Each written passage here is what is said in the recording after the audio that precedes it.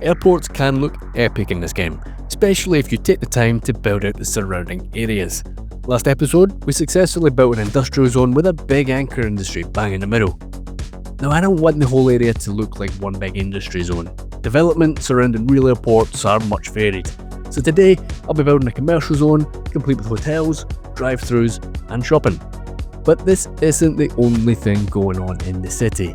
It's still losing population and frankly, it's not looking good. I'm going to take some additional steps and try and reverse that decline.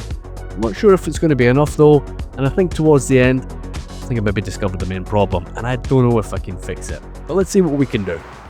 As I build out the main layout for the airport hotels, I realised that I didn't give you guys an update on the PC upgrade from a few weeks back. The sim rate in the game was terrible and the FPS wasn't great either. Now I know that this game save in particular, in fairness, runs particularly poor for whatever reason, whether it's the collection of mods or whatever else that's going on in the city. I'll give you a quick comparison. In fact, I recently downloaded a city of 950k off PDX mods, and the sim rate on that big vanilla city was about the same as the Cape Lomond modded city, with about 150k pop. So it's becoming increasingly difficult to record footage without it looking choppy, and I've always found that by slowing down the sim rate and speeding up the footage, we can get something that doesn't look too stuttery, but it's not ideal. It takes more time, and that time's better spent on something more productive. So it's time to upgrade the CPU. The Intel 13600 has been good, but it's not keeping up with what I need it to do. After weighing up all the options, I decided to get something top end. I switched to AMD, and I received delivery of a shiny new 9950 X3D. Now that's not going to run on my board, so I need a new motherboard, and I'm going to need to upgrade the RAM as well to DDR5. So happy days, it's a big upgrade and things should run much smoother, but not just for gaming, but on my productivity stuff too. All I need to do is install it. I bring the PC downstairs. It's an open plan room, a living room and a kitchen over one floor. I place the PC on the table. Here I can work on a nice solid flat surface and away from any of the static that I might pick up on the carpets upstairs. I lay out all the various components, making sure everything is out and ready to go. The dog is told to go lie in a corner. She can be quite inquisitive and we don't want any accidents here. She's a good girl, she does what she's told. Thermopaste and the paste remover is ready, and the only thermopaste they had at the shop were these wipes. I've not used them before now, I kind of wonder if they're any good. Many screwdrivers, these little tiny ones you need as you work on a PC, we got them laid out, and the PC air duster's plugged in and ready to give everything a good clean out. So finally, ready to get started. I carefully start to undo the case screws from the rear of the case. The first one comes off without any issues. These little screws are the fancy little yellow ones Corsair give you for the external case connections. I start on the second one, the final one, gets stuck, but it comes off eventually. Pop the glass side out of the case, but I make a fatal mistake. I don't put my hand under the glass panel as I pop it out of the case. At this point, gravity takes over and the inevitable happens. The corner of the case drops just 2 centimeters, making direct contact with the solid glass table I've placed the PC on, and it shatters into what seems like a million pieces. The lessons were learned that day. 1. Glass tables are stronger than you think, thankfully. 2. Replacement components from Corsair aren't as expensive as you might think. And 3. When you're dealing with fragile stuff, use a bit of common sense. So putting that disaster to one side, I'm pleased to report that the rest of the installation went perfectly fine. We've got a nice upgrade, we've got a PC running just the way it should do, and I'm pretty happy with that. And it's all in one piece, so happy days. So with this little mini district that we're building here, I'm using a bit of a mix of signature buildings. We're going to use some ploppable buildings as well, which will be empty, and we'll use Starcuse blocks as we usually do, and give it a bit of life if people will move in. Now, many years ago I went to a wedding in Chicago. It was my cousin's wedding, and the building that they had the reception in was the Hilton in Oak Green. So Oak Green's just a suburb of Chicago. I thought it was a really interesting building, and I really wanted to get it into this build here as well. So I'm going to double it up with the circular office building that we see here and give it a little bit of extra height, but I certainly wanted that in. I think we've got a pretty good selection of hotel shapes and sizes here, and what I wanted to do was to add a little bit of commercial and a little drive-through there as well. And I think that's pretty much us for the main structures, and I think I'm pretty happy with that. When you think of signature buildings, what springs to mind? The Eiffel Tower, the Sydney Opera House, maybe the Empire State Building. Now, these big structures are obviously instantly recognisable, and they can become the visual symbol for the city itself. But within the context of City Skylines 2, some of these bigger structures can be maybe just a bit too much for their surroundings. Although they might have some great benefits, either in real life or in the game, as they draw tourists by their millions and they greatly impact the city finances, the size and the scale, as I say, can just outmatch the surrounding built environment. As I try and reverse the slump in the population demand, I'm going to utilise some of these more modest signature buildings. Whether that's going to be enough to have an impact, I don't know, but at this point, it's worth trying everything. The benefits we get from these range from an increase in city-wide attractiveness to short-range boosts such as well-being increases within a certain radius. Now these can be quite low range, so I plan on placing quite a few, but I'm only going to place them if I'm happy that they're going to be sitting in their surroundings. Now I think maybe one of the most controversial decisions in this was to get rid of the tallest building in the city. It was suggested by a few people to try and maybe use one of the big Chinese ones instead, and given that it's a big signature building, an office one as well, I decided actually I think it does look the part if we swap that out. Do you agree with that decision? I don't know, let me know in the comments. The other big change that I'm going to make is over at our university. We have a huge problem with people dying in this city, so I thought I'm going to chuck as much healthcare as I can. I'm going to use the big EE one. This is the EE Disease Control Centre. Absolute banger of an asset, and I found that it fit perfectly up against that big interchange and within those interior roads as well. The look and the feel of the architecture in that building as well matches perfectly the other sort of support buildings that we have within the university here, and I'm just going to shift some of them over to the other side, and hopefully we can get a bit of success and hopefully try and keep people alive. It will give us a 25% reduction in disease infection, so I'm really hoping that's going to have an impact. The other thing I'm going to be doing is going around and just trying parks here and there, and we'll give it a pretty decent coverage. There is a good number of parks in here already, but again, a few more isn't going to hurt.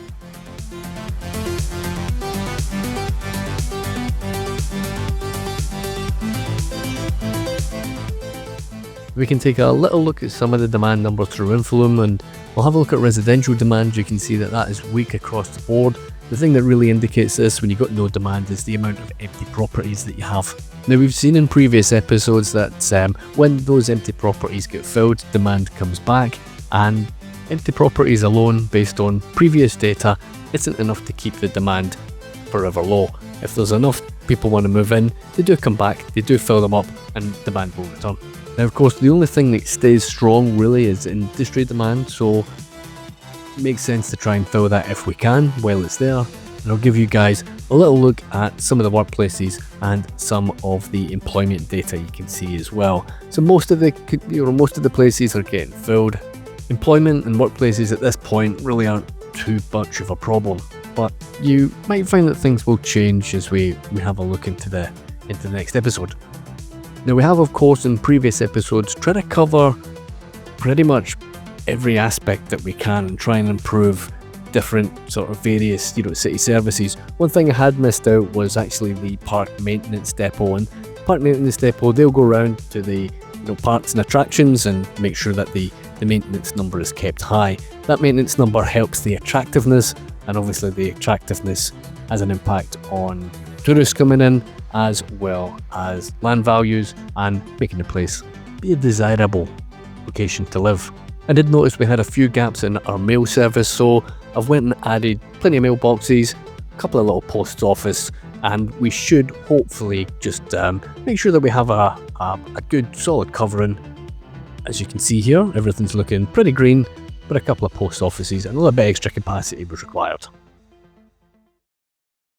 So it's time to bring this little area together, and we've got a number of little bits and pieces still to do here. So first up, we want to get parking, plenty of it. You would expect that obviously by the airport. I want to add a little bit of a attraction, so I'm going to kind of shoehorn a couple of little parks in here. I want to tidy up some of the surfaces, and I want to add some texture through decals as well. And then once we're done, we'll stick a good few cars on here and at least give it the impression of life, even if there's not much happening with the buildings themselves. As always, thank you very much for watching. If you've made it this far, guys, I do appreciate you. Special thanks as always to our Patreon and our channel members.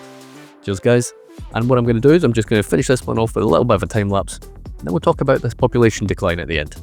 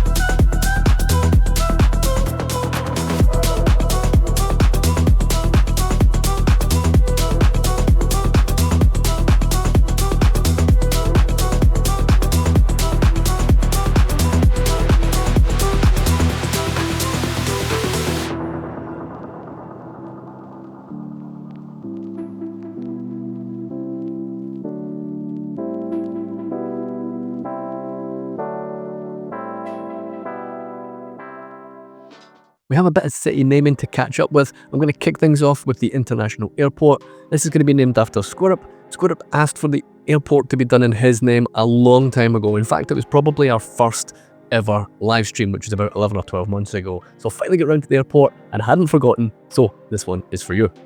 Patreon member Chris Hartfront is going to get the industrial park. Right next door, big interchange is going to be called after Jonathan Di Pietro. That one's for you. We're going to swing over to a much older episode and over to our police headquarters. That one is for Clem, also on Patreon. The subject of today's build, our new commercial district by the airport, we're going to be naming that after the Alpha Supreme, also on Patreon. The latest members on YouTube are also going to get a shout out here. We've got the Konizeski Heights, that's our apartment district, and then we're going to have this industrial, which is going to be called Daydream Postal and Sortage, and that's one of our light industry areas. So although we've got a nice looking compact commercial district here, and I am happy how it looks, I think it's a really nice addition, I can't help but feel a bit empty about it. Businesses are not going to move into these premises as there's no demand. Obviously I want to keep building, but there's no way I'm going to keep building a city without having life behind it. Although my main motivation is designing and building interesting things to share with you guys, I do still want a degree of simulation. I want to see traffic moving, I want to see sims moving, and I want to follow that demand and build accordingly as the game dictates, to a certain degree. So what I'm going to do soon is run the simulation for a long time and really just see what happens. That might take some time as it's running a maximum of about 2x right now on the sim rate. I reckon a few real life days should give us a few years worth of simulation. I will of course report back how things work out, and even within this really short episode, we've lost another couple of thousand sims. So what I've discovered through the process of looking through all the different numbers is that our death rate is extremely high. I'm not entirely sure how I missed that particular stat. I was busy looking at perhaps, the underlying causes rather than just looking at the base numbers. But the death rate usually sits on the city of around about 1,000, give or take, per month. Currently, it's sitting about 10,000 per month. That's a huge number, a 10-15 fold increase on what we would usually be having in the city at any given point. I think at this point, we've thrown everything we can at the city to try and improve things, and now I reckon it is just time to let things run and see what happens. I reckon it'll be pretty interesting, and I am looking forward to seeing what happens. So now you've learned how that I filled an awkward gap by the airport. That of course might not work elsewhere on the city. The buildings used here with such large gaps between them won't necessarily work well in a dense city centre. So check out this video where I talk you through the 5 planning principles I used on a restrictive plot of land to complete the city's downtown.